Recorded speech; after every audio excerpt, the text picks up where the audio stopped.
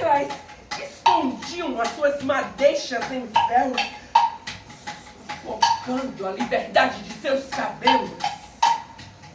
O tempo foi passando. A humanidade se esqueceu do sagrado. Esqueceu-se da terra, da lua, das estrelas. Esqueceu-se até de si mesmo. E o cabelo tornou-se apenas um adorno. Trancado, alisado, feito pra caber, pra se encaixar no molde que não era nosso, que nunca foi.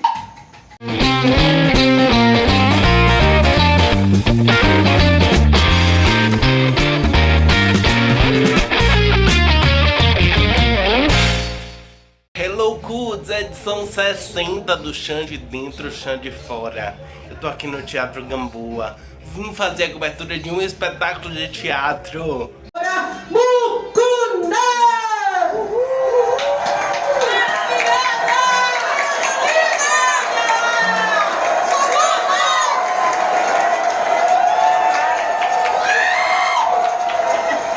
Eu vim cobrir um espetáculo de teatro que tá bem falado pelo Teatro de Salvador. Mucunando Fio a Raiz com minha amiga Vika Menezes, minha amiga.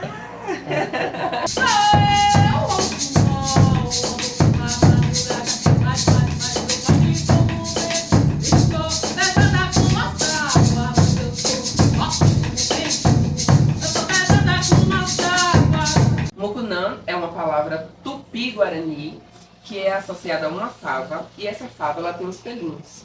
Então os povos originários começaram a associar ela aos nossos cabelos. E aí a comunidade afro-brasileira, né, por conta de todo o processo de sequestro, de diáspora, de contato com os povos originários, também começaram a associar a fava, o mucunã, ao cabelo. Então a gente, ao longo da nossa vida, com certeza, nós já ouvimos alguém falar, vou cuidar do meu muco, vou cuidar do meu mucunã. Então, quando eu entendi que eu ia falar de cabelo, esse nome foi proposto pelo dramaturgo Filema Cafezeiro, e aí veio bem a calhar, né? Mucunã, do fio à raiz. Quando eu escrevo texto e quando a gente no processo, a gente ainda não sabia exatamente se estaria, né? Sempre foi um desejo, mas era uma incerteza. Tipo, vamos estar em cena ou não vamos estar em cena? Né? Até que, de uma forma muito fluida mesmo, a gente foi vendo essa necessidade de dizer, poxa, não tem como a gente estar distante do palco ali, ou fazer uma trilha sonora gravada. Seria, não teria essa mesma energia que a gente consegue produzir, que o tambor produz, que esse ressoar desses instrumentos, alguns sagrados mesmo. Cabelo de vassoura, eu não sou não. Vassoura é pra varrer, pra passar no chão. Você cresce no palco e é uma coisa impressionante. Não é a ação. Ela A voz fala por si.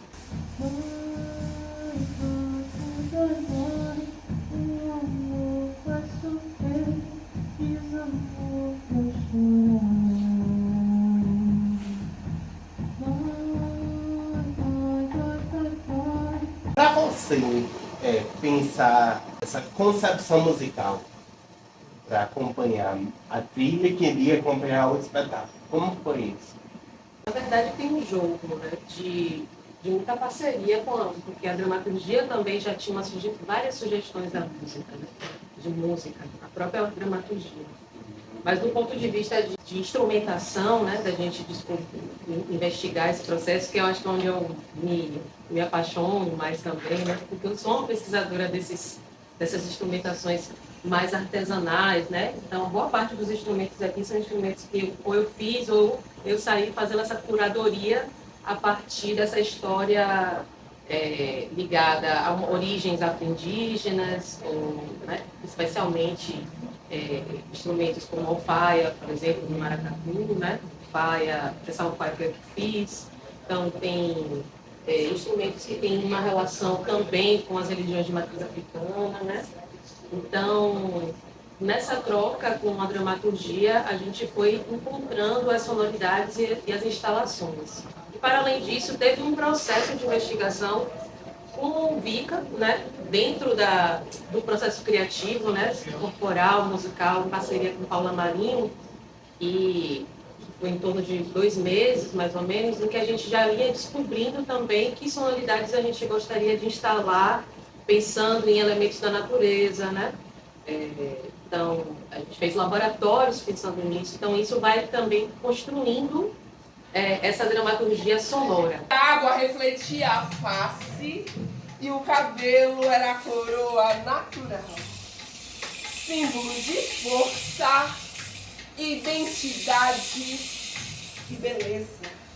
Os fazeres originários, né, que estão ligados ao que a gente reconhece como arte, é o fazer cotidiano, né? Então, cantar, construir algo, construir uma escultura, se mover, dançar, faz parte de uma prática cotidiana, não é algo colocado para ser segmentado da vida. Nossa experiência dentro, né, com essa relação com a cultura afro-brasileira, afro-indígena, essas contribuições que estão no nosso corpo, na nossa vivência, que acabam emergindo durante o processo criativo mesmo. A dramaturgia, ao mesmo tempo, né, vai me estimulando, vai me sugerindo, dizer, poxa, nessa cena aqui poderia ter uma música, mas que música seria essa? Teria que ser uma música que falasse disso, e aí parte para a composição, uma coisa vai meio que puxando a outra, e acaba sendo meio que um pouco diferente desse pensamento meio dicotômico, de cada coisa no seu lugar, onde a gente não busca fazer esse ajunto, como a gente fala na cultura brasileira, né? Esse ajuntamento, esse aglomerado de saberes, de conhecimento, de vivências, para transmutar tudo isso em arte, em linguagem artística, né? Transcodificar esses códigos artísticos e musicais para esse sentimento que chega até as pessoas através do espetáculo. Desculpa cortar. É um espetáculo que, sim, ele parte das minhas histórias pessoais. Mas durante o espetáculo, o público também tem a oportunidade de conhecer histórias que não são minhas. De figuras que, uma mãe, uma criança, né, que não foi exatamente o que eu vivi. Mas o grande mote desse trabalho, quando eu fui, não, eu vou falar sobre cabelo, sobre identidade, eu lembrei de um episódio que eu passei na infância, na sala de ensaio. Que eu saí, fui pra escola com meu cabelo solto, sem pentear, porque eu já estava começando a fugir da minha mãe, porque eu acho que a minha mãe, ela tinha, assim, a esperança de que ela ia pentear o meu cabelo e ia voltar da escola com aquele cabelinho todo arrumadinho, e eu não era essa criança, eu era aquela criança aqui. Então, quando eu comecei a entender essa dinâmica, eu comecei a fugir do momento de pentear o cabelo. E teve um dia que eu consegui e fui pra escola. Só que aí, quando eu chego na escola, a professora põe um espelho na minha frente. E aí me expõe na frente da turma. E foi uma situação muito marcante, né? Então, a partir dessa história, eu pedi ao dramaturgo para incluir essa história, mas também ter liberdade de, nas pesquisas, encontrar outras histórias que pudessem nos ajudar a criar essa trama de quanto o cabelo interfere na nossa vida, principalmente das pessoas negras, né? Então, sim, é um espetáculo que fala de mim, mas que ele também tem esse nível de universalidade, porque pessoas das mais diversas idades, de gêneros, chegam para mim e com os olhos marejados para me contar o quanto elas se conectaram com algum momento ou com todo o espetáculo. Isso é maravilhoso, né? Porque enquanto artista eu sinto que o meu trabalho ele está tocando o coração das pessoas, que é por isso que eu faço arte, que eu necessito fazer arte. Vem na minha cara um espelho grande com as bordas douradas e o meu cabelo tava tomando o espelho todo. Naquele dia eu tive certeza que eu era uma menininha feia pra sempre. Rita me deixou muito à vontade, assim, sabe? Ela me encomendou essa luz e falou assim, Alisson, confio em você. Aí no dia eu apresentei assim a luz para ela, mas eu já tinha pensado em algumas coisas, assim, sabe? De volume, de textura, né? E são coisas que a movimentação dela já ajuda e o cenário também, né?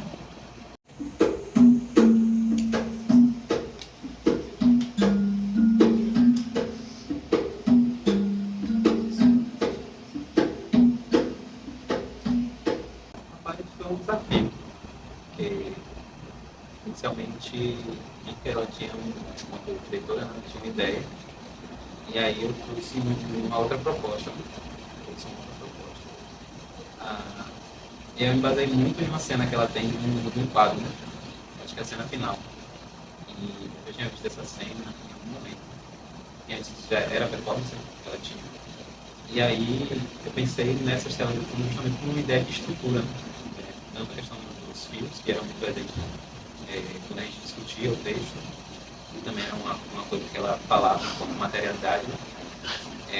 E aí eu pensei nessa coisa da tela, mas também que viesse com os fios.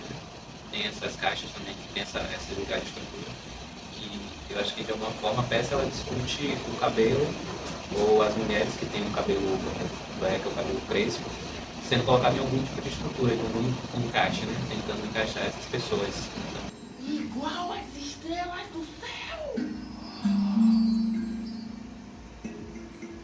Juntinhas assim, elas parecem mesmo um monte de cachinhos. Igual meu cabelo. Eu amo estrela.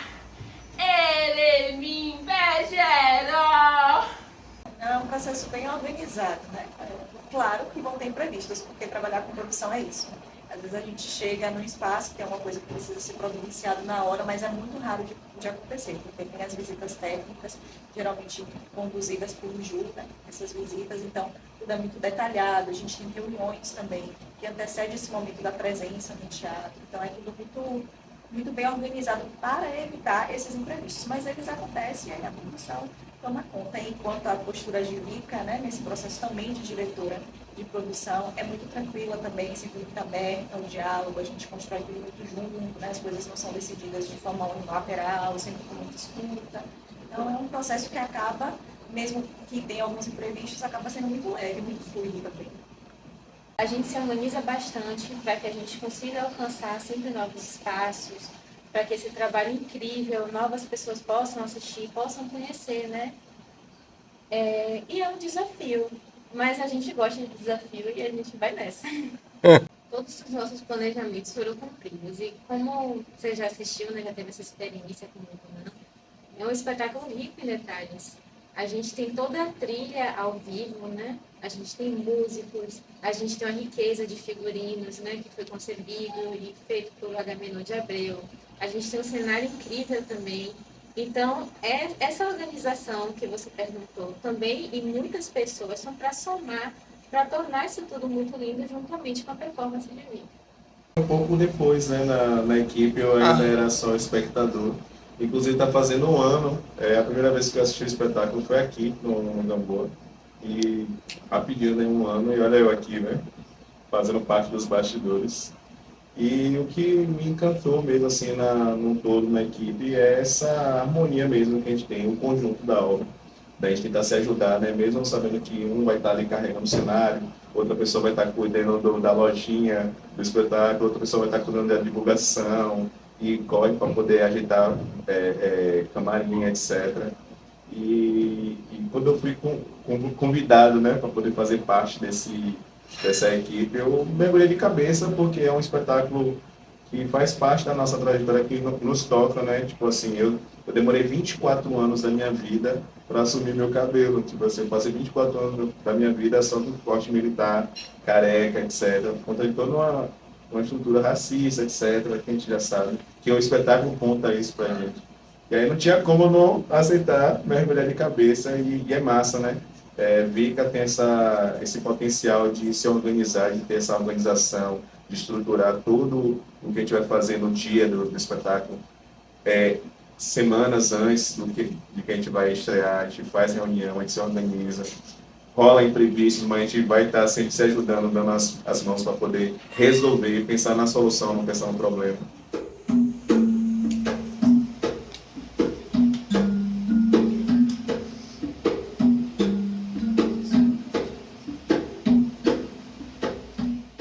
Esse trabalho, ele foi sonhado e gestado com muito carinho. Então, tudo que eu pedi aos profissionais que estão comigo nessa família que é Mucunã, eles me entregaram. Então eu queria mostrar a minha diversidade como atriz.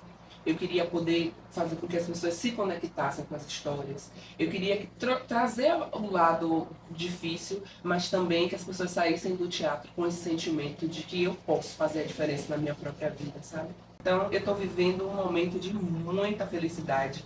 Eu estou me sentindo muito grata aos orixás, às pombogiras, que são as madrinhas desse trabalho. Então, esse trabalho tem um forte viés espiritual. Você percebe quando assiste, mas dentro de mim, eu sou uma pessoa de muita fé, né? Eu sou uma filha de Oxumari, que estou o tempo inteiro querendo transbordar esse amor que eu recebo, o amor que eu sinto. É preciso juntar a força das nossas ancestrais. É preciso juntar a força das Márcias e Marias que nos ensinaram a beleza e o poder de ser uma mulher. Ela é Maria, Maria. Ela é Maria, Maria. Ela é Maria, Maria. É Maria Mulambo. Ela é Maria. Uma reflexão que eu tenho feito agora com um ano de espetáculo, eu estou brincando com as pessoas que parece que quando você faz algo muito grandioso na sua vida, e passou um ano, agora meio que a ficha está caindo, né? E compreendendo e entendendo cada vez mais esse trabalho, eu percebo que nós, pessoas, temos cabelos crespos ou cacheados. Ao longo da nossa vida, não existia muito isso de você sair com seu cabelo preso, aí no meio da rua você, vou soltar. Sem um creme, sem um espelho, sem uma escova, né? Então, geralmente a gente nem mexia mais nesse cabelo. Então, quando o meu cabelo, que eu enquanto diretora, escolho que esse cabelo também tem uma dramaturgia, porque o cabelo ele vai se transformando ao longo do espetáculo, vai contando a história dele. Então, um cabelo que já foi hiper manipulado, eu simplesmente solto ele, exponho ele para as pessoas, sai de mim toda a dor. E é isso que transborda em mim, olhando nos olhos das pessoas, da plateia, eu recebo de volta, sabe? Como se eu faço uma convocação, uma transformação pessoal, como se as pessoas estão ali, prontas para viver isso também, para aceitar quem elas são e existir com liberdade, né? Com coragem, porque infelizmente, muitas vezes, a gente precisa ter coragem para ser quem a gente é, mas vale muito a pena. Então, o Mucunã me atravessa de diversas maneiras e o público é que mais me fortalece. Não baixe sua cabeça porque ela é linda, é linda. Mucunã no fio, a raiz da vida. Da vida é preciso viver, é preciso inventar. No fio a raiz.